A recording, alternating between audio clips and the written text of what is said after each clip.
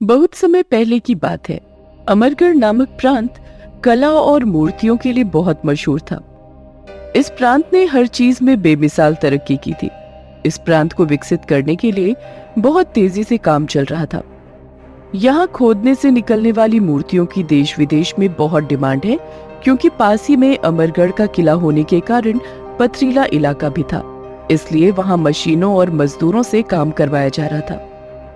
वहीं पर कुछ मजदूर भी सब्बलों से खुदाई कर रहे थे और खुदाई करते वक्त एक मजदूर की सब्बल पत्थर में टकराने से जमीन से 2 फीट ऊंची हवा में उछलकर रुक जाती है और वो मजदूर डरकर 2 कदम पीछे हट जाता है।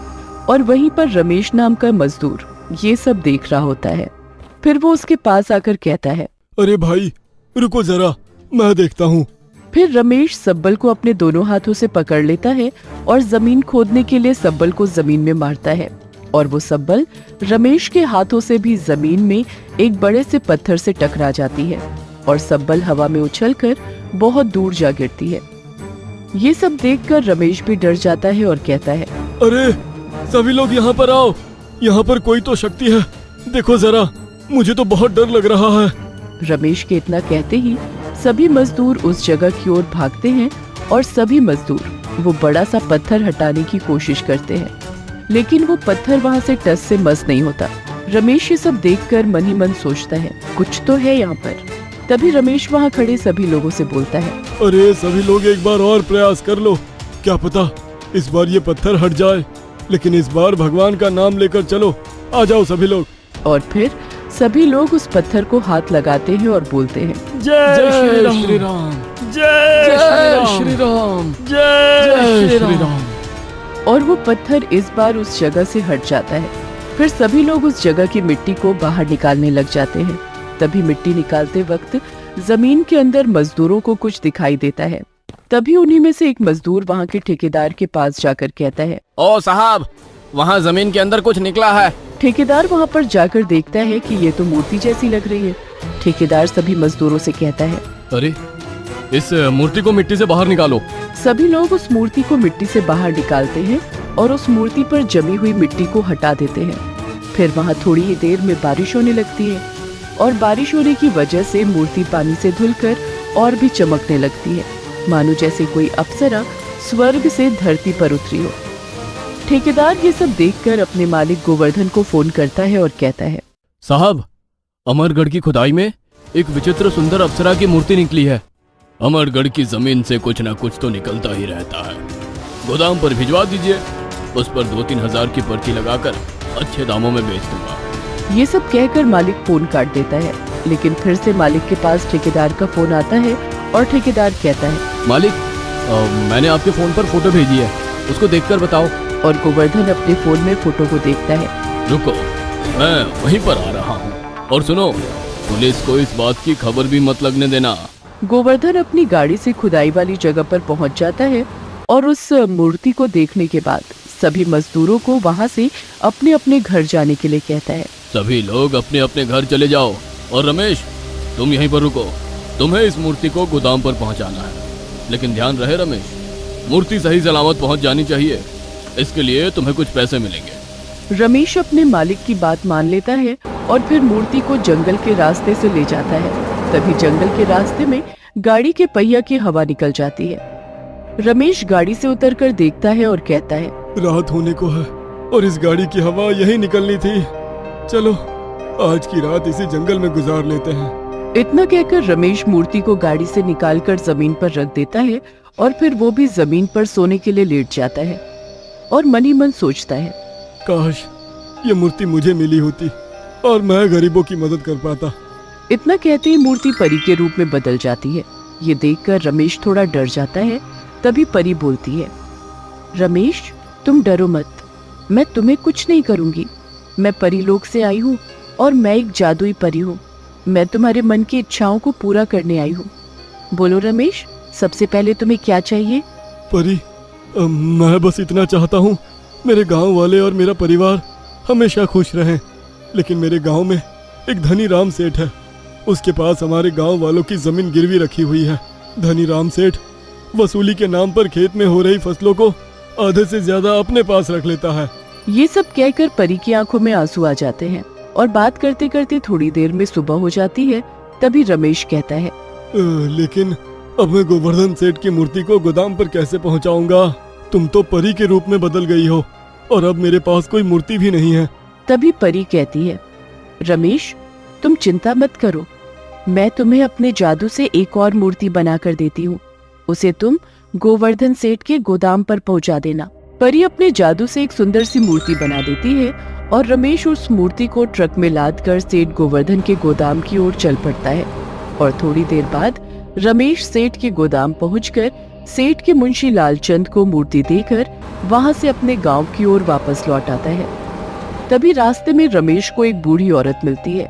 बूढ़ी औरत रमेश से कहती है, बेटा तुम कहाँ जा रहे हो? जरा मुझे उस गांव तक छोड़ दो, मेरे आगे पीछे कोई नहीं है। मैं गांव गांव में भीख मांगकर अपना पेट पालती हूँ। ये सुनकर रमेश बड़ा दुखी हो जाता है और उस बूढ़ी औरत से कहता है, दादी मेरे साथ मेरे गांव चलो, मेरी कोई माँ नहीं है। रमेश दादी को अपने साथ अपने घर ले जाता है। घर पहुंचकर रमेश दादी से कहता है, माँ तुम इधर बैठो, मैं आपके लिए कुछ खाना पका कर लाता हूँ। तभी रमेश अपनी माँ के लिए खाना बनाने का सामान देखता है तो पता चलता है कि सारे सामान में तो कीड़े पड़ गए हैं और परी भी उसके साथ वहीं पर थी, क्योंकि परी सिर्फ रमेश को ही दिखती थी। परी रमेश से कहती है, मैं तुम्हें एक जादुई पतीला देती हूँ, उस पतीले से तुम जो मांगोगे खाली पतीला उस चीज से भर जाएगा। और ध्यान रहे रमेश, ये पतीला अगर कोई चुरा लेता है और इस पतीले का गलत उपयोग करता है तो इस पतीले में से बिच्छू ही बिच्छू निकलेंगे। और परी अपने जादू से एक पतीला बनाती है और उस पतीले को परी रमेश को दे देती है। और फिर रमेश उस पतीले से कहता है, पतीला पतीला मुझे कुछ पैसे चाहिए। पतीला 100-100 के नोटों से भर जाता है और फिर रमेश उन पैसों में से कुछ पैसे लेकर बाजार जाता है। रमेश मन ही मन सोचता है कि अगर मैं उस पतीले से सब्जी और राशन मांगता तो राशन और सब्जी तो मिल जाती, लेकिन उन दुकानदारों का क्या होता जो हम गांव वालों के भरोसे अपनी दुकान चलाते हैं। ये सोचते सोचते रमेश बाजार पहुंच जाता है और रमेश सब्जी वाले से कहता, चाचा मुझे 1 किलो आलू, 1 किलो टमाटर और 1 किलो प्याज दे दो, मैं तब तक किराने की दुकान से राशन लेकर आता हूँ। सब्जी वाले चाचा सब्जी तौलने लगते हैं। रमेश राशन की दुकान पर जाता है। जिस दुकान पर रमेश राशन लेने जाता है वो दुकानदार घनसू रमेश को अच्छी तरह से जानता था कि रमेश बहुत गरीब है। और रमेश दुकानदार से कहता है, घनसू चाचा मुझे 2 किलो तेल, 1 किलो अरहर की दाल और 5 किलो आटा तौल दो। तभी घनसू रमेश से कहता है, रमेश क्या बात है, आज तुम इतना सारा राशन खरीद रहे हो, कहीं कोई लॉटरी तो नहीं लग गई? अरे नहीं घनसू चाचा, ऐसी कोई बात नहीं, आज मैं बहुत खुश हूँ क्योंकि आज मेरे घर मेरी माँ आई है। इतना कहकर रमेश घनसू की दुकान से राशन लेकर चला जाता है और घनसू मन ही मन सोचता है, कुछ तो दाल में काला है। अभी 2 दिन पहले ही इसके पास राशन के लिए पैसे नहीं थे और आज ये हफ्ते भर का सामान ले गया, पता करना पड़ेगा। रमेश सब्जी और राशन को घर ले जाता है और रमेश घर पहुंचकर अपनी बूढ़ी माँ के लिए खाना बनाने लगता है। और फिर रमेश दाल चावल बनाकर अपनी माँ की थाली में परोस देता है। और वहीं दूसरी तरफ घनसू अपने नौकर से कहता है, ओ रोहन, तुम जरा रमेश के घर चुपके से जाओ और ये पता करके आओ कि रमेश के घर कौन आया है। ठीक है सेठ जी, मैं आज रात को ही रमेश के घर जाकर देखता हूँ और आपको कल सुबह आकर सारी बात बताता हूँ। फिर कुछ ही देर में रात हो जाती है और रोहन रमेश के घर जाता है और खिड़की में से देखता है कि पतीला पतीला मुझे पैसे चाहिए, मुझे गांव वालों की जमीन छुड़वानी है। रोहन खिड़की से ये सब देख रहा था। रोहन देखता है कि रमेश का पतीला पैसों से भर जाता है और अगली सुबह, सेठ जी मैंने देखा रमेश के पास एक जादुई पतीला है, रमेश जो भी उस पतीले से मांगता है वो उस चीज से भर जाता है। वहीं एक और रमेश धनीराम सेठ के पास जाकर कहता है, धनीराम सेठ, हमारे गांव वालों की जमीन के कागज दे दो और मैं आपका पैसा ब्याज समेत लौटा देता हूँ। धनीराम सेठ गुस्से में आकर कहता है, अरे ओ रमेश का बच्चा, तू कब से गन्ना सेठ बन गया जो सभी गांव वालों के जमीन कागज लेने आ गया? तो सुन, मूल और ब्याज मिलाकर 25,000 रुपए हो चुके हैं। अब निकाल, कहाँ है तेरे पास इतने सारे रुपए? लो धनीराम सेठ, आपके 25,000 रुपए। रमेश रुपए दे देता है। धनीराम सेठ रमेश से कहता है, अरे रमेश, तू इतने सारे रुपए कहीं से चुरा कर तो नहीं लाया? नहीं सेठ जी, मैं भला चोरी क्यों करूंगा? अरे ठीक है, मुझे इससे क्या, मुझे तो मेरे रुपए मिल गए, ये लो गांव वालों के कागज। रमेश धनीराम सेठ से जमीन के कागज ले लेता है। वहीं दूसरी ओर घनसू रोहन को रमेश का जादुई पतीला चुराने के लिए कहता है। रोहन, तुम आज रात रमेश के जादुई पतीले को चोरी कर लाओ, इसके लिए मैं तुम्हें 2,000 रुपए दूंगा। रोहन पैसों की लालच में आ जाता है और घनसू सेठ से कहता है, ठीक है सेठ जी, मैं आज रात को जाकर रमेश का जादुई पतीला चोरी करके ले आता हूँ। दोपहर के 2 बज रहे थे। गर्मी भी बहुत तेज थी, इसलिए सभी गांव वाले बरगद के पेड़ के नीचे बैठे होते हैं। रमेश भी वहीं आ जाता है और गांव वालों से कहता है, आप सभी लोग यहाँ पर क्यों बैठे हो, क्या बात है?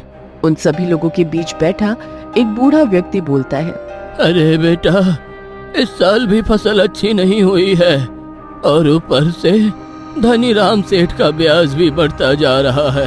तभी इतने में रमेश कहता है, मेरे प्यारे गांव वालों, मैं आप सभी के जमीन के कागजों को उस धनीराम सेठ से ब्याज सहित पैसे देकर ले आया हूँ। रमेश सभी गांव वालों के कागज उन्हें दे देता है। सभी गांव वाले खुश होते हैं। गांव वालों के चेहरे पर मुस्कुराहट देखकर रमेश के चेहरे पर भी खुशी आ जाती है। गांव वाले रमेश से कहते हैं, बेटा, तुमने हमारे पूर्वजों की जमीन को लौटाकर हमारी इज्जत बचा ली। तुम हमेशा खुश रहो और तुम्हारी जिंदगी में कभी कोई दुख ना आए। वहीं दूसरी तरफ रोहन रमेश के जादुई पतीले को चुराने की योजना बनाता है और कुछ ही समय में शाम हो जाती है। रोहन रात होने का इंतजार करता है। तभी रोहन रात के अंधेरे में रमेश के घर पहुंच जाता है और देखता है कि रमेश और उसकी बूढ़ी माँ सो रहे होते हैं। तभी रमेश चुपके से उस जादुई पतीले को चोरी करके घनसू सेठ के घर पहुंचकर सेठ से कहता है, ये लो सेठ जी, रमेश का जादुई पतीला, और अब मुझे मेरे पैसे दे दो ताकि मैं अपने घर जाऊं। वैसे भी बहुत रात हो चुकी है, मुझे घर जाकर सोना भी है। हाँ, ये लो तुम्हारे 2,000 रुपए, अब तुम जा सकते हो। रोहन पैसों को लेकर अपने घर चला जाता है। रोहन के जाने के बाद घनसू कहता है, जरा मैं भी तो देखूं ये कैसा जादुई पतीला है। फिर घनसू पतीले से कहकर कुछ मांगता है। पतीला, मुझे बहुत सारे रुपए चाहिए। इतना कहते ही पतीले से बहुत सारे बिच्छू निकलने लगते हैं। घनसू ये सब देखकर घबरा जाता है और कहता है, अरे बाप रे, इतने सारे बिच्छू, मैंने तो पतीले से रुपए मांगे थे, ये बिच्छू कहाँ से आ गए? देखते ही देखते एक काला बिच्छू घनसू सेठ के पैर में डंक मार देता है। घनसू सेठ जोर से चीख पड़ता है, अरे बाप रे, मार डाला रे। धीरे धीरे घनसू के शरीर में बिच्छू का जहर फैल जाता है और वो बीमार पड़ जाता है। अगली सुबह घनसू जब बेहोशी से बाहर आता है तो देखता है कि उसके पैर में सूजन आ गई है, जिसके कारण वो चल नहीं पाता है और अपने बिस्तर पर पड़ा पड़ा रोता रहता है और कहता है, हे भगवान, मुझे क्षमा कर दो, मुझे रमेश के साथ ऐसा दुर्व्यवहार नहीं करना चाहिए। अब मैं समझ चुका हूँ कि किसी को समय से पहले और किस्मत से ज्यादा कभी नहीं मिलता। कभी भी किसी का पैसा देखकर जलो मत। आपके पास जो भी है उसी में खुश रहना सीखो, क्योंकि अगर किस्मत में सुख होगा तो सुख ही मिलेगा और दुख होगा तो दुख ही मिलेगा। बस ये आपके कर्मों पर निर्भर करता है।